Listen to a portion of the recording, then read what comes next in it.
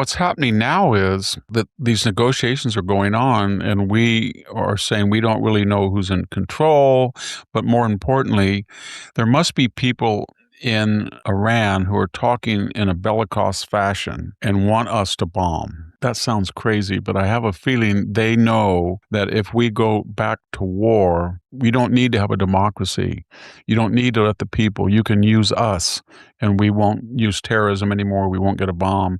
But we can't say that. We have to sound bellicose, or they're going to kill us. What needs to happen next for victory with Iran? Check out this great clip over here with Victor Davis Hanson. We'll watch it together, then talk about it. But first, hit subscribe in the corner. We'd love to stay in touch. Well, Victor, let's go ahead and look at the Iran war. Speaking of things that the Chinese are only peripherally involved in. But this week, the two Middle Eastern countries have attacked Iran or sent bombing missions in, Saudi Arabia and the UAE. This almost sounds like a pile-on of dogs after the enemy is down.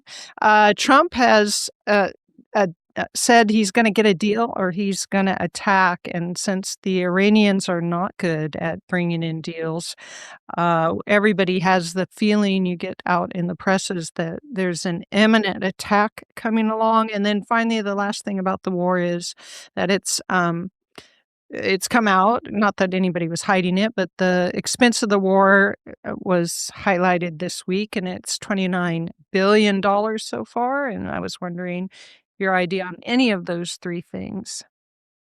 Well, given we spent $1 trillion plus in Iraq and maybe more in Afghanistan, and we didn't get the desired results, and Joe Biden left $50 billion in equipment, the idea that you would spend less than $30 billion and with a chance to overthrow the worst government in the world that's caused most of the problems we've had in the Middle East in general and killed a lot of Americans, it's a bargain if it works. And I think it will. But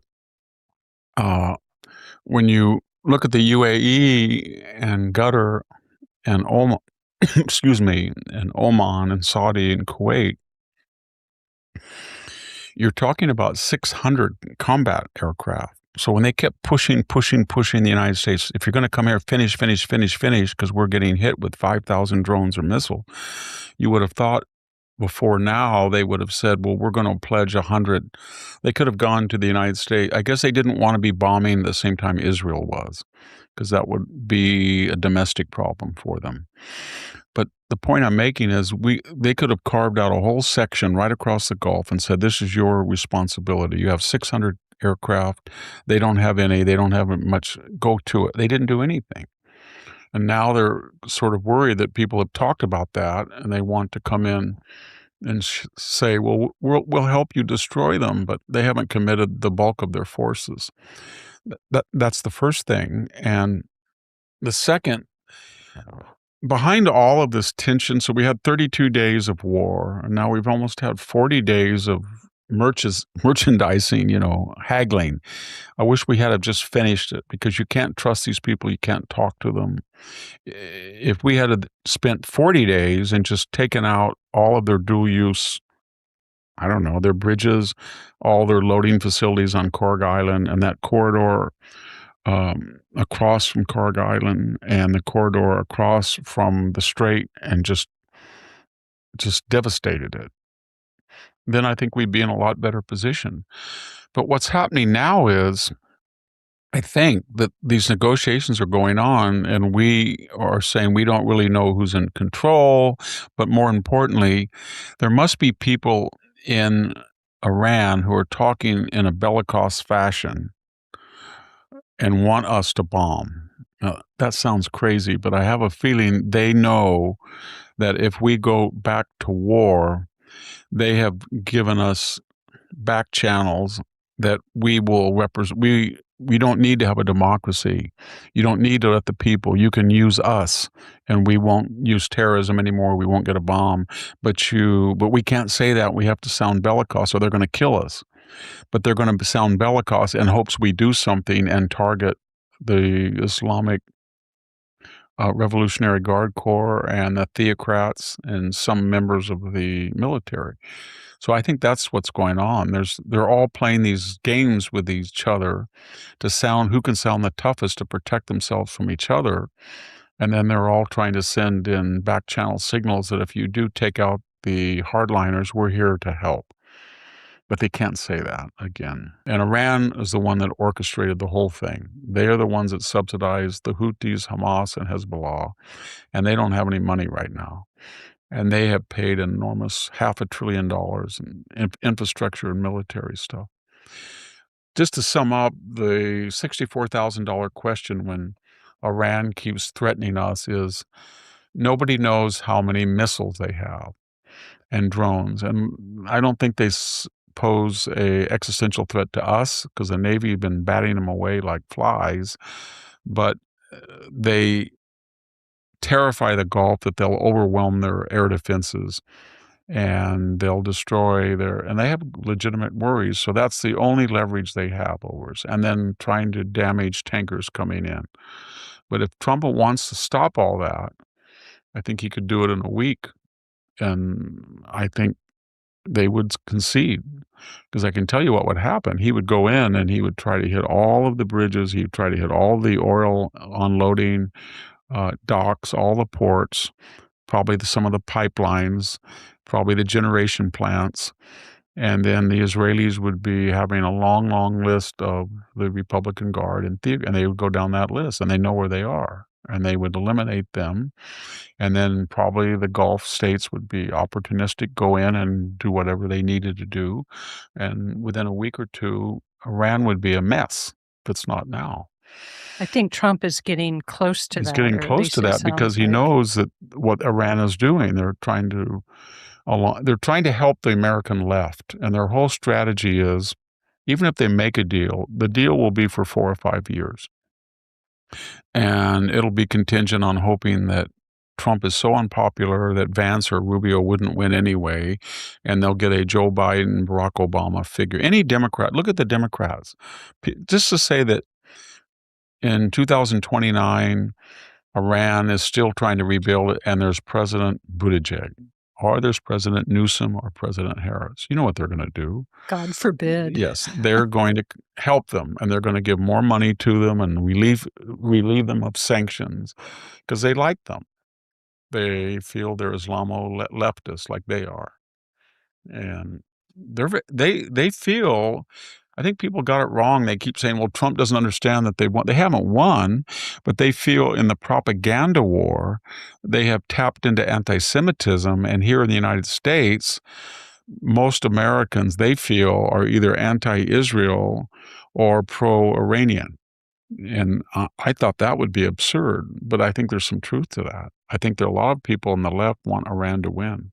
There's a terrifying pattern that repeats throughout history. Civilizations rarely collapse because they are conquered from the outside. Most collapse because they become weak on the inside first. And honestly, that's the deeper conversation happening underneath this entire discussion about Iran. Because if you really listen carefully to what Victor Hansen is saying, he's arguing something much bigger than just military strategy. He's saying that Iran believes America no longer has the will to sustain conflict. Think about that. Not the weapons, not the aircraft, not the aircraft carriers, not the bombs, but the will. That is what Iran is testing. And historically speaking, that's exactly how empires begin to decline. Not when they lose strength, but when they lose confidence in what they are defending. Now, Hansen points out something very important. Iran understands it probably cannot overpower America in a conventional war. So instead, the strategy becomes patience.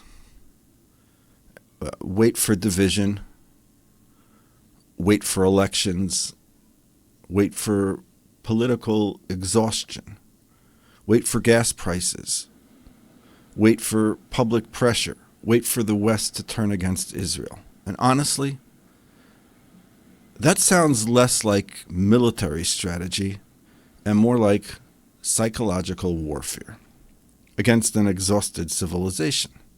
And this is where things become fascinating from a biblical perspective, because the prophet Ezekiel describes a future world where Israel once again becomes the center of global tension after the Jewish people return from exile.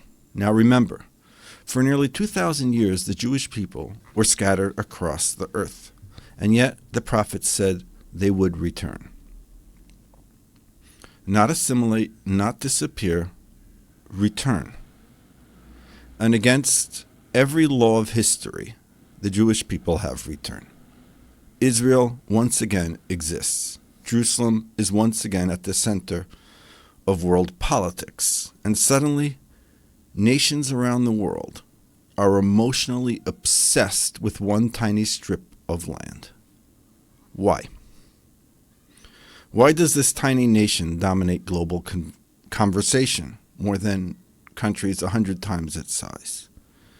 Now, the prophets already answered that, because Israel is not merely a country in a prophecy. It is evidence that history is moving somewhere, evidence that God keeps his promise, and that becomes extremely uncomfortable for a world trying to build civilization without God. Now, something else Hansen says is incredibly important. He explains that Iran believes future America administrations may become softer, weaker, more divided, more willing to pressure Israel instead of confronting Iran. In other words, Iran believes time is on its side, but biblically, that is exactly what makes this moment so dangerous, because Ezekiel 38 describes a coalition of power eventually coming up against Israel in the end of days. Not because Israel threatens the world militarily, but because Israel spiritually confronts the world. The return of the Jewish people forces humanity to confront an uncomfortable question. What if the Bible was right? What if exile and return were real prophecy? What if history actually has divine direction? And notice something else happening globally right now. The world is losing moral clarity. Good and evil are becoming blurred. Strength is called oppression. Weakness is called virtue. Confusion is celebrated as wisdom. And Isaiah literally warned about this thousands of years ago. The prophets say, "Woe unto those who call evil good and good evil, and who put darkness for light and light for darkness." That sounds unbelievably modern. And honestly, that is why this conversation is much deeper than Iran. Iran is simply exposing something already happening inside Western civilization. A loss of spiritual confidence, because civilizations cannot survive forever on economics alone. Eventually, societies need meaning, purpose, moral clarity, something higher than consumption and comfort. And when that disappears, division accelerates. Now I want to be careful here.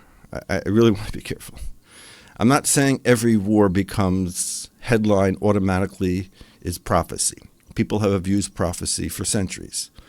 But I'm saying something undeniable. For the first time in human history, the stage described by Ezekiel actually exists. A restored Israel, a globally dividing world, Jerusalem at the center of international tension, and growing hostility towards the ideas that the Jewish people have any divine claim to this land. That matters prophetically, because according to Ezekiel, the final conflict is not ultimately about tension. It's not about territory.